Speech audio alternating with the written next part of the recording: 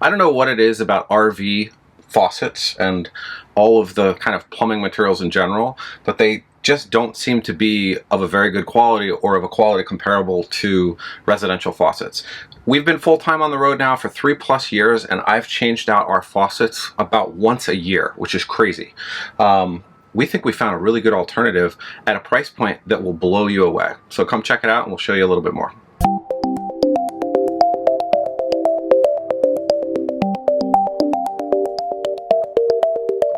So today we're in my dad's 2006 Holiday Rambler, and we've done a couple videos in this bus, including a solar setup video, which we'll give you a link for there. But long story short, this is not our bus. As you can see here for some of the close-up shots, this faucet has not done well in the about 2 years of its life. The finish here at the bottom is completely corroding and falling apart, and what's even worse is the complete inner workings of this upper faucet completely just fell out. A Chinese manufacturer by the name of AOSGYA, I don't know how to pronounce that, reached out to us and had a pretty substantial claim that they made to us. They said, hey, we are a manufacturer of faucets. We're located in China, but we've been in the business for 40+ years, and we manufacture a product that rivals the quality of Delta, Moen, Kohler, and a bunch of other companies. Now, the quality of this faucet is going to be up for debate once we get it installed and we tell you what we think. But one thing they did make clear before we even got started is that they are at a price point that rivals anything on the low-end market in the US in the residential systems, and it's actually cheaper than most of what you see at Camping World or anywhere else, even though they claim the quality is much higher. We're talking about faucets that are in around the $100 price point. They took it one step further and provided us with an additional 20% off coupon, which will be worth nothing if the faucet's garbage, but if we end up at the end saying that this is great, that's going to be a huge value. One thing to be aware of with most of the American manufacturers, Kohler is one I use a lot, who I really like. Moen's been really good to us, and others, is that they have two completely different product lines. One that's sold in Home Depot and the big box stores, and one that's sold at plumbing supply stores. They're manufactured using completely different components. A lot of them look very similar, but the main difference is that the internal components of the Home Depot products are made using a lot of plastic parts. They fail much more frequently. If you talk to any licensed plumber, they're going to tell you, oh yeah, this stuff at Home Depot, that is not the same stuff that we install, and it is true. So when we talked to AOSGYA, they told us that they would be comparable to those higher end US made faucets. Now, to keep in mind, those US made faucets, you can Google this. If you look at Kohler or others, usually the faucet bodies are manufactured in the US, but most of the internal components, I know this specifically with Kohler, are all Chinese made anyway. So I think in certain respects, some of these companies that have now decided to go off on their own and build their own direct Chinese products have actually had a lot of experience building products for those US manufacturers. All right, so enough of the boring me talking. Let's get in and see the product. So the box and what I see in here does look pretty good. I did take a peek at it before we're doing this, but not a very big peek. In terms of the faucet itself, which we see here, my dad went with a bit of a more modern design. They have a more classic with a wider bell head, and a bunch of different other ones, but we kind of wanted to try out this sort of thinner, more modern look because we thought maybe it would modernize the bus a little bit and also kind of be smaller and a little bit more out of the way. I'm not sure that really matters. But just at first glance, you know, we're talking about braided cables. Everything is labeled here. The quality of this thing looks really high end. The valve here feels excellent. It's definitely built well. Time will obviously tell, but at first glance, this thing looks really good. Let's see what else is in the box. All right, so we've got our faucet.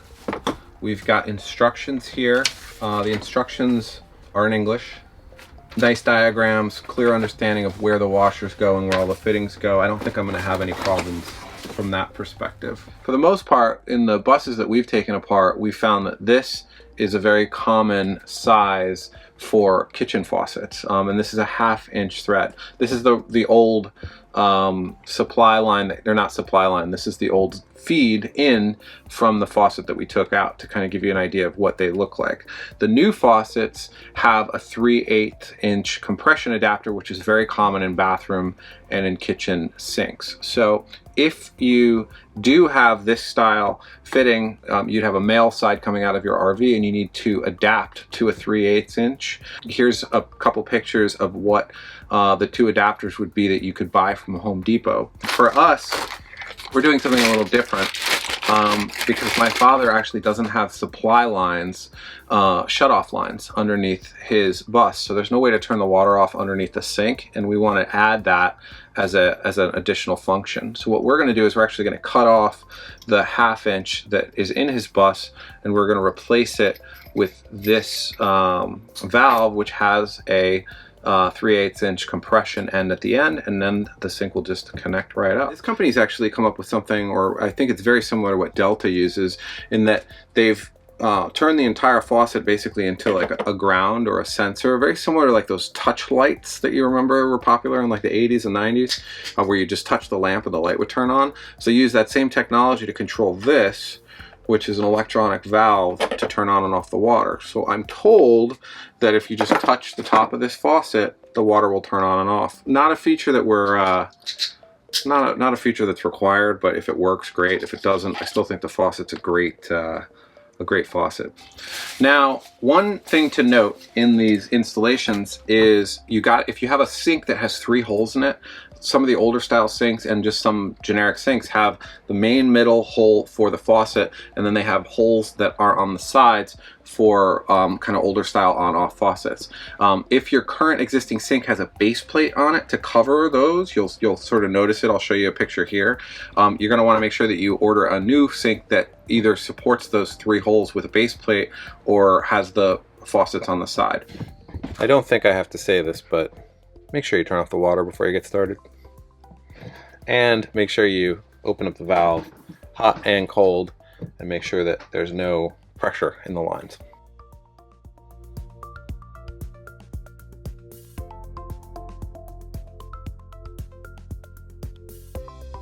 All right, the old faucet's out, and man, it's dirty here. It's pretty bad.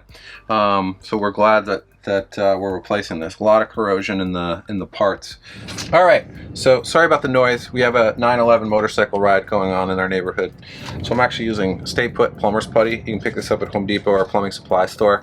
It's basically like Play-Doh. You stick it underneath and it will help keep everything from moving around. Line that up nice and straight. And it'll still move. It doesn't dry, but over time it'll get pretty comfortable there, and that will keep that from going anywhere.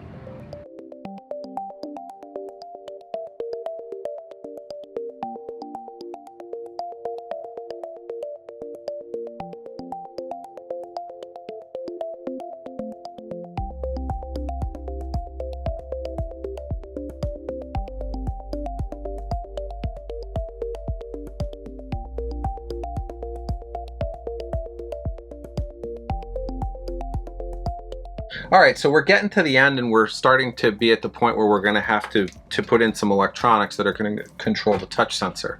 Now, I haven't installed this yet, but just in looking at how the technology works with this electronic controller, what it's doing is it's essentially controlling this is the output that would go to the faucet here, and this is the input that's coming off of the valve control here that controls temperature and I guess intensity, volume of water. So that kind of does shoot some red flags up for me. One main one being that I believe, and we'll see in a minute, that this will have to remain on at all times, and then the touch function will work. The Moen doesn't work that way. The Moen has a single control box that controls this control, or this hand control, and the touch-free sensor. So, you know, yeah, it's 3 times the price. It's got a little bit more of a complex mechanism in it. So we're going to install this. I have a feeling, just because my dad doesn't really care about this touch sensor technology, that we're probably going to remove it at the end of the video, just because all we want is a regular faucet. And for the price point of this unit, I think, you know, $129 before the discount is a great price. And they make a non-touch one that's under $100. It's like $98 with the same quality. You're going to get a discount on that as well. We'll give you separate discount codes. I mean, it's your preference. If you, when we show you how the touch works, that's what you like, install the touch.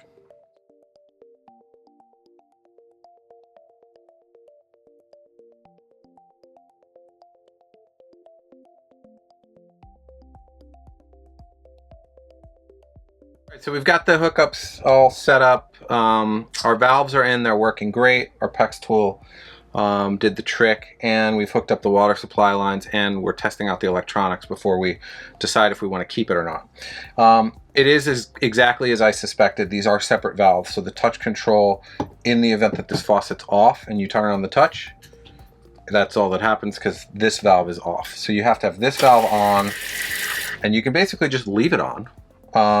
Leave it to the exact temperature and the exact volume you want, and then whenever you want to use the faucet, you just touch it. You can touch it with, you know, an arm if you're cleaning or whatever. I think it just like your cell phone screen, it needs to, you know, I don't think you could touch it with something that's not grounded. And that functionality seems to work really well. The controls here, these are so similar to Delta controls. The plugs, the connectors, it kind of looks a lot like a Delta faucet. I think that maybe this company previously made products for Delta. So if you like Delta faucets, they're higher end line, which this appears to be. This is a good product. This upper area here is all where the metal touch controls are. This lower faucet area here does feel like it's metal, but it's insulated from the rest of the system, so it doesn't turn on and off the touch. What's nice about that is that means that you can turn on the faucet, and then you can control the head and the wand, and the faucet isn't sitting there turning on and off on you, which seems like a nice touch. Another interesting thing when we were trying to kind of break the touch system or get it to do undesirable behavior is this is pretty interesting. If I grab this handle and I put it over there, and I grab it and I put it over here, I grab it and put it here, it appears that if you hold on to it for more than a second or two, it doesn't turn on. So it's almost like it has some smart technology in it that knows that you're trying to move the faucet rather than turn on the faucet. You get away, you just touch it, and then it works again. So it's definitely something to do with the duration of how long you're touching it. I talked to my dad, and he's actually pretty okay with the way that this touch system works.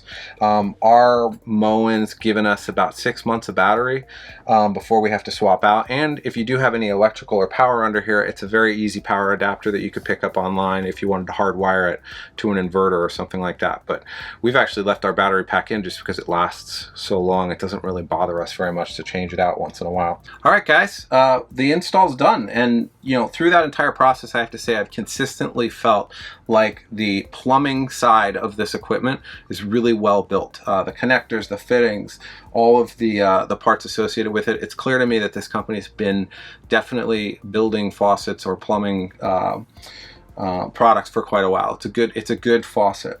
In terms of the touch, it does work. It's here. In terms of the ability to use the sprayer, that's all here. The ability to use the wand has been, everything feels pretty good. It doesn't feel like a bad faucet. In terms of the touch sensor solution, the jury's out on this. When I was installing it, putting the battery packs in, the faucet turned on and off a couple times. It was kind of a red flag, like, why am I touching these wires and it's turning on and off? But once we got it all zip tied up, it has consistently not been something we can figure out how to break, meaning I can't get it to turn on accidentally too much, so it is working. Again, the valve controls are separate, so you have to leave the main manual faucet on to use the touch, and because of that, that also means that you can't use the manual on and off without also touching the faucet, because there are two valves in the system. So it's a little quirky, but it works well, especially if you want that touch functionality. If you think you're going to use the touch functionality very rarely or not at all, don't buy this model. Get the model without touch. If you did buy the model with touch and you found you didn't want it, that's okay. A little 1/2" male to male nipple adapter at Home Depot, they're about $3, would remove that control box and it would turn it right back into a normal faucet. So if you want to try it with the, the additional $29 or so price tag, go for it. There is a way out of it if you're like, oh, I just want this to go back to a regular faucet. But all in all, we're really happy with it so far. Make sure to subscribe and check out the full article. We'll be updating the status of how this goes over time and if we get any false water turn-ons when we're driving, etc. So thanks so much for watching, and we'll see you on the road. Don't forget to follow us on Facebook and subscribe to our YouTube channel. You can also subscribe to the blog directly on LivinLite.net, and you'll receive email updates of all of our posts.